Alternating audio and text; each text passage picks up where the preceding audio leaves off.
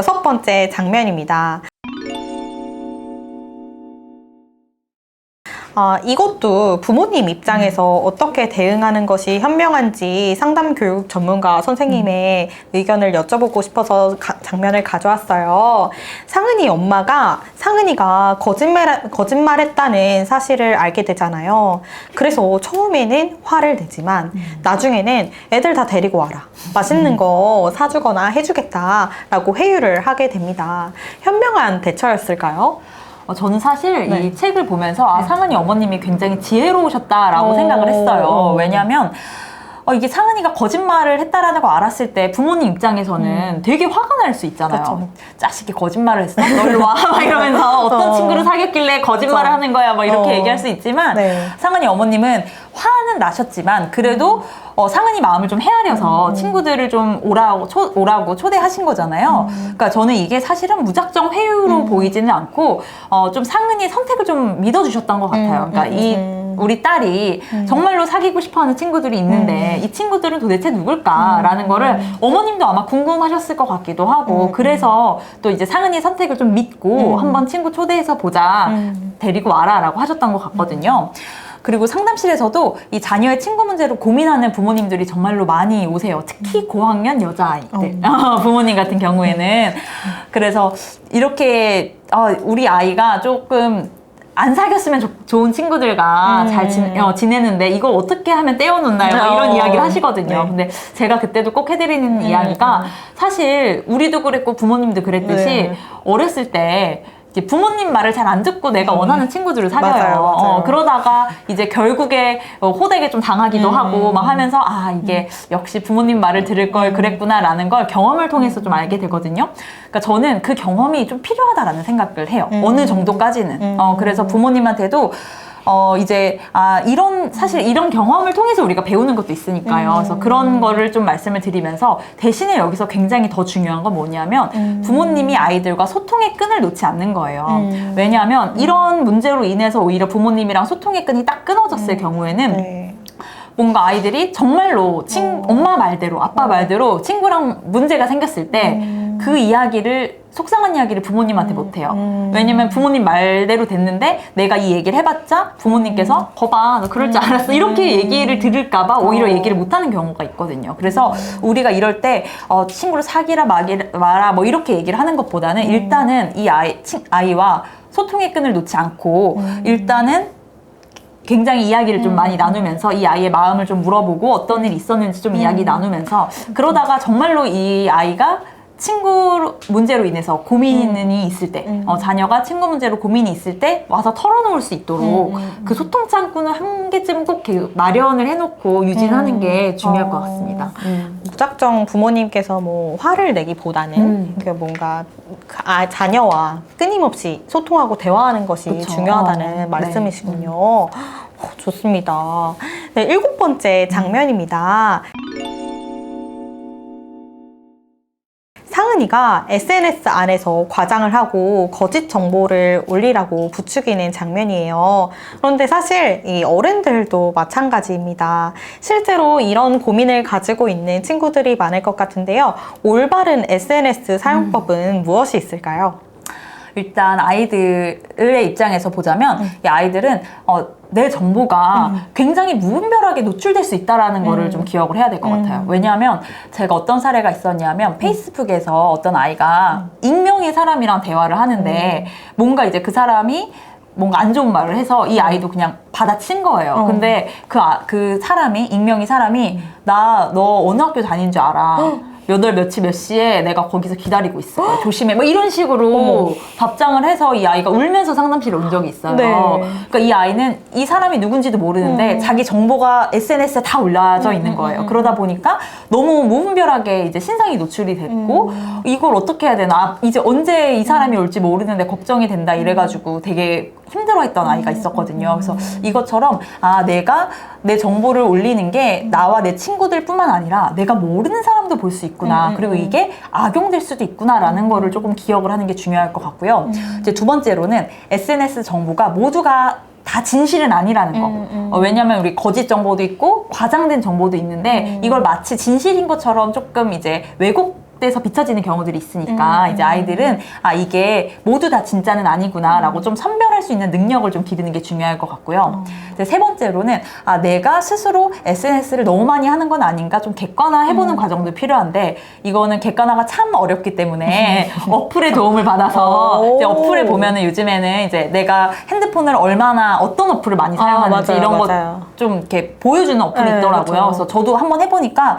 저는 짜투리 시간에 SNS를 한다고 생각했는데 그거를 누적해서 보니까 굉장히 많은 시간을 쓰더라고요. 그래서 정말로 객관화가 됐거든요. 그래서 이렇게 한번 나의 생활 습관, SNS 사용 습관을 점검해 보는 것도 필요할 것 같아요. 그래서 아이들 입장에서는 이런 거고 부모님들 입장에서는 좀 열린 마음으로 왜냐하면 SNS를 활용하면서 아이들이 좀 얻는 순기능도 분명히 있으니까 이런 부분은 일부는 인정을 하되 이제 열린 마음으로 좀 소통을 하면서 아이들이 어떤 경험을 하는지 SNS에서 이걸 막 꼬치꼬치 캐묻는 게 아니라 좀 대화를 통해서 좀 자연스럽게 파악을 하시는 게 좋을 것 같고요. 그리고 가장 중요한 거는 아이들이 SNS에 쏟는 시간보다 조금 더 야외 활동, 즐거운 그쵸. 시간을 많이 가지면 밖에서 부모님과 함께 막 신체 활동도 하고 막 스트레스도 해소하고 이런 활동을 하면 그 시간에는 SNS 안 하거든요. 그쵸, 아이들이. 그쵸. 그러니까 조금 더 자연스럽게 SNS에서 눈을 돌릴 수 있는 다양한 활동들을 함께 경험을 해보고 체험해보는 것도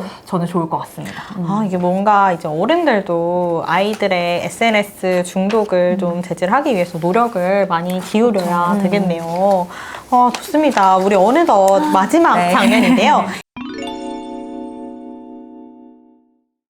이 마지막 장면은 제가 장면을 한번 글로 읽어드리고 나서 그다음에 질문을 해드리도록 할게요. 마지막 장면입니다. 살면서 누구나 실수를 한다고 하지만 내가 한 행동은 실수라고 덮어버리기에는 그 크기가 너무 컸다. 내 행동으로 인해 고통받은 친구들을 생각해서라도 이제 내가 저지른 행동에 책임을 져야 했다. 여기에서 상은이가 자신의 큰 잘못을 이제 직면을 하고 스스로 수습을 하려는 장면이 나옵니다. 근데 사실 상은이와 똑같은 상황은 아니더라도 아이들은 실수를 하는 존재이기 때문에 누구나 크고 작은 잘못을 하잖아요. 그럼요. 그런데 우리 미숙하게 대처하는 아이들이 너무 많아서 저도 안타까울 때가 있었는데요. 어떻게 하면 아이들이 자신의 잘못을 직면을 하고 책임을 질 수 있을까요? 사실 이 장면은 제 마음속에도 굉장히 오래 남았던 장면이에요. 그리고 이거 어떻게 상은이가 이렇게 멋지게 말을 하지? 너무 멋있다. 약간 상은이한테 반하기도 했던 장면이기도 한데요. 그러니까 우리가 아이들이 잘못했을 때 어른들이 너 잘못했으면 너가 책임져야지 막 이런 말들을 하시잖아요. 그런데 우리가 왜 이런 말을 아이한테 하는 걸까를 역으로 한번 생각해 보면 실마리를 찾을 수 있을 것 같아요. 그러니까 어른들이 아이들에게 너 잘못했으니까 책임져야 돼 라고 말을 하는 이유는 이 아이들이 섣부르게 했던 어떤 행동들이 다른 사람의 마음에 상처를 줄 수도 있고 그리고 그러한 상처들 그리고 이렇게 벌어진 일들을 쉽게 되돌릴 수 없다라는 거를 조금 깨우치게끔 하려는 것 같거든요. 그런데 그게 아이들의 입장에서는 약간 벅차요. 버거워요. 왜 내가 이걸 어떻게 다 해결하지? 부모님이 나한테 다 해결하라 그랬어. 선생님이 해결하라 그랬어. 어떻게 내가 다 하지? 이게 되게 버겁거든요. 혼자서 해결하기는. 그러다 보니까 부정하기도 해요. 제가 일부러 그런 거 아니고 쟤도 그런 거예요 막 이러면서 탓을 하기도 하고 왜냐면 그건 나 혼자 해결하기 어렵기 때문에 그래서 이럴 때에는 먼저 아이의 마음을 조금 이해해 주는 것도 필요할 것 같아요. 그래서 사실은 이 아이의 본심은 되게 당황스러울 것 같거든요. 나도 이렇게 이렇게 일이 커질 줄은 몰랐는데 그리고 내가 마치 나쁜 사람이 된 것 같은 느낌이지만 나는 사실은 그렇게 나쁜 사람은 되고 싶지 않았어요 라는 게 이 아이의 마음일 것 같아요. 그래서 그 마음을 조금 알아주는 거죠. 너도 되게 당황스럽고 놀랐겠다. 그리고 너도 이렇게까지 하고 싶진 않았을 것 같은데 너 마음은 어때? 이러면서 조금 알아주는 거예요. 그러면은 이 말을 듣는 것만으로도 아이는 사실은 마음이 되게 놓일 수 있고요. 누군가가 내 마음을 이해해주기 때문에 그렇게 마음이 조금 차분해진다면 자신의 행동 그리고 이런 상황을 조금 더 객관화할 수 있어요. 그래서 내가 지금 이런 행동을 했구나. 그래서 누구에게 상처를 줬고 이런 일들이 벌어졌구나. 그렇게 해서 누군가가 나를 공감해줘서 자기가 이해를 받는다면 자기 역시 타인을 좀 이해할 수 있는 마음의 힘도 좀 길러지거든요. 마음의 폭도 생기고 그러면 그 다음부터는 이제 자기의 행동을 좀 돌아보고 반성할 수 있는 기회도 생기고 그런 힘도 생겨요. 그래서 일단은 조금 아이의 마음을 조금 공감해주면서 이 아이가 자신이 좀 해결할 수 있는 부분에 대해서는 해결을 해보고 도움이 필요한 부분에 있어서는 도움을 좀 요청할 수 있도록 그렇게 도와준다면 훨씬 더 아이들의 성장에도 도움이 되지 않을까 생각됩니다. 이게 먼저 뭐 다그치기보다는 자신의 그 잘못이나 아니면 마음을 돌아보고 이게 내가 어느 정도까지 나아갈 수 있는지를 스스로 판단하는 게 굉장히 중요하군요.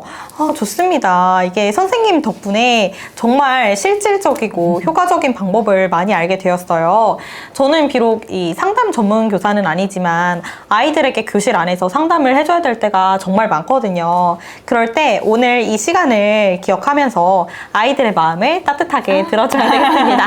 선생님 닉네임이 또 따뜻한 리스너거든요. 그래서 저도 따뜻하게 들어주도록 하겠습니다. 근데 저는 선생님께서 어떻게 이 소재로 집필을 하게 되셨는지가 너무 궁금해요.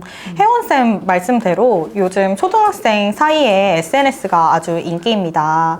저도 그걸 당연히 인지를 하고 있었고 어떻게 지도를 해야 하는지 항상 고민을 갖고 있었는데요. 그러던 중에 어떤 논문을 하나 보게 됐어요. 바로 SNS 중독 경향성에 대한 이야기인데요. 이 SNS에 중독되는 원인이 아이들의 마음과 관련이 되어 있다는 것입니다. 대인 관계에 문제를 가지고 있고 애착 불안을 가지고 있으면서 소외에 대한 두려움을 갖는 아이들이 SNS에 중독될 확률이 높다는 거예요. 그래서 제가 그 마음에 주목해서 이 이야기를 짓게 되었습니다. 맞아요. 저도 이게 남일 같지가 않은 게 상담실에 굉장히 이와 같은 고민을 가진 친구들이 많이 오거든요. 실제로도 초등학생이 SNS를 많이 활용하는 것 같죠? 네, 그렇다고 합니다. 일단 저도 실감을 하고 있는데요. 한국 미디어 패널 조사 결과 2019년에 이미 80% 넘는 친구들이 스마트폰을 가지고 있고요. 그리고 또 2018년 기준으로 초등학생 고학년 중에서 33.6%에 해당하는 아이들이 SNS를 활용하고 있다고 합니다. 이게 5년 전 결과니까 아무래도 지금은 훨씬 많은 학생들이 SNS, 그것도 인스타그램을 이용하고 있다고 해요. 맞네요. 그러니까 저도 이 작품을 읽어봤지만 상당히 많은 부분에서 실제로 아이들이 갖는 고민을 다루고 있어서 깜짝 놀라는 부분들이 있거든요. 그러면 마지막으로 우리 미리 받은 Q&A 질문이 있어요. 그 질문에 대해서 답변을 하는 시간을 가지도록 할게요. 첫 번째 추가 질문입니다. 작가님들에게 댓글로 상처받았던 또는 좋았던 기억들이 있었는지 궁금합니다. 였어요. 혜원쌤은 이렇게 상처받았던 좋은 점 있었나요? 상처받아서 좋았던 점이요? 아니요. 상처받았거나 아니면 상처받았던 거. 좋았던 점. 저도 역시 제가 책을 썼을 때 제 책에 대한 후기들이 그쵸. 좋았던 후기들이 되게 도움이 많이 되었다. 뭐 이거 와닿는 글이었다라고 하면 되게 도움이 되는데 어떤 글은 뭐 너무 쉽게 뭐 한다든지 뭐 어떤 뭐 글들이 있었어요. 그런 댓글을 보면 막 저 혼자 상처를 받고 막 쓰지 말아야 되나 이런 생각이 들기도 하고 그랬어요. 선생님은 어떠셨어요? 저는 일단은 근데 이렇게 굉장히 SNS 안에서 엄청 소극적인 스타일이어서 저는 이제 어렸을 때부터 그랬는데 제가 누군가에게 드러나는 걸 별로 안 좋아했어요. 그래서 항상 뭐 비공개로 해놓거나 좀 그런 적이 많아서 상처를 분명히 받았던 적이 있는 것 같은데 까먹은 것 같고요. 뭐 좋았던 거는 뭐 항상 친구들이 얘기해주면 좋죠. 이게 누구나 관심 받으면 좋아하는 건 다 똑같은 것 같아요. 맞아요. 좋습니다. 그러면 우리 두 번째 질문 한번 보도록 할게요. 아이가 고학년이 되면서 친구들과 SNS로 소통하기 시작했어요. 핸드폰을 쥐고 사는 게 아니라서 자주 전화도 못 받고 메시지에 답변도 못 하는데 나중에 봐도 답변을 잘 안 하더라고요. 크게 핸드폰에 집착하는 성격이 아니라서요. 근데 그게 친구들에게 괜히 서운함을 주고 오해를 사는 게 아닐까 싶어서 제가 걱정이 돼서 이런저런 이유로 답변을 못했다, 전화를 못 받았다, 답장이라도 좀 보내라고 했는데 그러다 보니 대화가 길어지고 쓸데없는 말을 하다 보니 오히려 더 신경 쓰이는 일이 많아지는 것 같아요.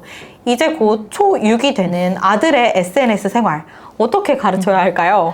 저는 이 질문을 들을 때 왠지 남자애 같은데 역시나 마지막에 초6이 되는 남자아이라고 하셨잖아요. 네. 그러니까 이거는 전형적으로 남자 아이들의 세계를 잘 모르는 특히 엄마들이 가지는 고민이에요. 어머님들이. 이런 고민을 저도 들은 적이 있었거든요. 네. 그런데 이제 왜냐하면 남자아이들은 조금 이제 단순하고 서로 SNS 활동에서 막 미주알 고주알 다 얘기하는 아이들이 많지가 않아요. 그쵸, 그냥 뭐 했다 그러면은 뭐 이응 보내면 안 보낼 수도 있고 그쵸. 그냥 안 보내도 그게 그냥 읽은 거고 맞아요. 근데 이제 반면에 여자아이들은 뭔가를 보냈는데도 일이 사라졌는데 답장을 하지 않았다. 그러면 얘는 왜 아직도 답장을 안 하지? 무슨 일 있었나? 뭐 오해가 있나? 막 이런 식으로 막 아이들은 막 생각을 꼬거든요. 여자아이들은. 또는 뭐 일이 안 없어져. 몇 시간 동안. 그럼 왜 일이 안 없어지지? 분명히 봤을 텐데. 막 이런 식으로 아이들은 되게 생각을 많이 해요. 여자아이들은. 그러니까 이런 게 약간 여자아이, 남자아이의 성향 차이예요. 그러니까 이런 남자아이의 성향의 차이라고 생각을 하고 조금 우리가 이해를 하면 이거는 딱히 문제될 게 아니거든요. 그러니까 크게 일단은 걱정하지 않으셔도 되는데 만약에 이렇게 답장을 잘 하지 않거나 뭐 예를 들어서 친구들이랑 어디 놀러 갔는데 어디 도착했다 몇 시에 집에 갈게요 이런 연락을 부모님한테 하지 않는다. 그래서 부모님이 걱정이 된다 라고 한다면 그런 부분에 대해서는 이제 부모님이 아이에게 이럴 때는 엄마 아빠한테 연락을 해주면 엄마 아빠 마음이 좀 편할 것 같아 라고 얘기를 해주실 수는 있겠지만 뭐 친구들 사이에서는 이게 아직까지 크게 문제가 되진 않았잖아요. 그쵸. 일단은 좀 지켜보시는 것도 어떨까라는 생각이 듭니다. 이 여자아이느냐 남자아이느냐에 따라서 또 SNS 사용법에 대해서 대처하는 방법이 좀 다르군요.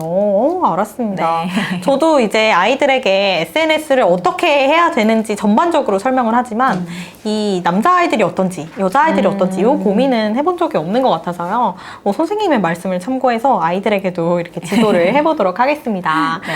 오늘 북토크 이 좋아요 조작 사건으로 아주 여러 방면의 고민을 한번 나누어 보았어요. 선생님 어떠셨나요? 시간이 너무 빨리 지나갔어.